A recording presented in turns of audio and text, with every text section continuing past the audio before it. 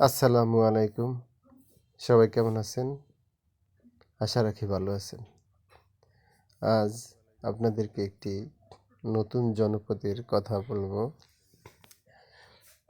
আপনারা অনেকেই হয়তো এই জায়গাটির সাথে পরিচিত। এক সময়ে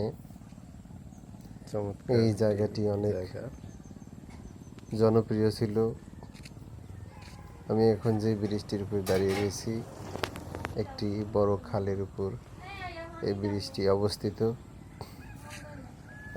বন্যার পানিতে এই পাশের ব্রিজটি ভেঙে গেছে, তারপরে আবার এই নতুন ব্রিজ তৈরি করছে।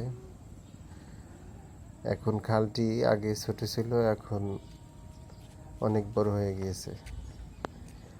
চলুন আপনাদেরকে এই বাজারে ঘুরে নিয়ে আসি।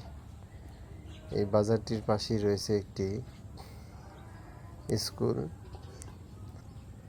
এক সময়ে বাজারটি খুবই জনপ্রিয় ছিল,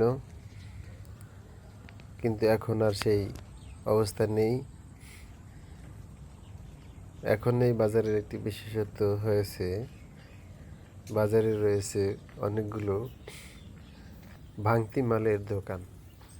অর্থাৎ এই উপজেলায় বিভিন্ন জায়গা থেকে হকাররা বিভিন্ন ভাঙতি মাল, যেটাকে বলে ভাঙারি, এইসব মাল সংগ্রহ করে নিয়ে এখানে জড়ো করে। এখান থেকে তারা প্রসেস করে এগুলাকে বিভিন্ন জায়গায় চালান করে।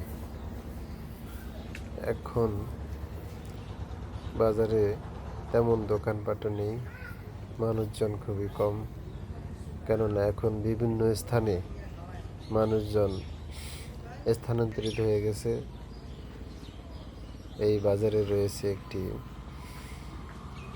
বরফ কল।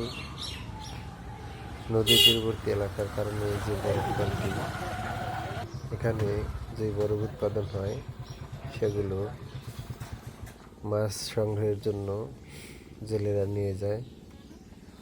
বাজারটি হয়েছে উলানিয়া ইউনিয়নের অন্তর্গত হাজিরহাট বাজার। এই বাজারে প্রবেশের রাস্তাগুলো খুবই খারাপ। রাস্তার করুণ দশার কারণে বাজারটি এখন আর সেই আগের অবস্থায় নেই। মানুষজন তাদের লোকালেই এখন অনেক বাজার গড়ে উঠেছে। তারা নিত্যপণ্যের জন্য সকল প্রয়োজনীয় সামগ্রী তাদের হাতের নাগালে পেয়ে থাকে, সেজন্য কেউ এখন আর এই বাজারমুখী হয় না।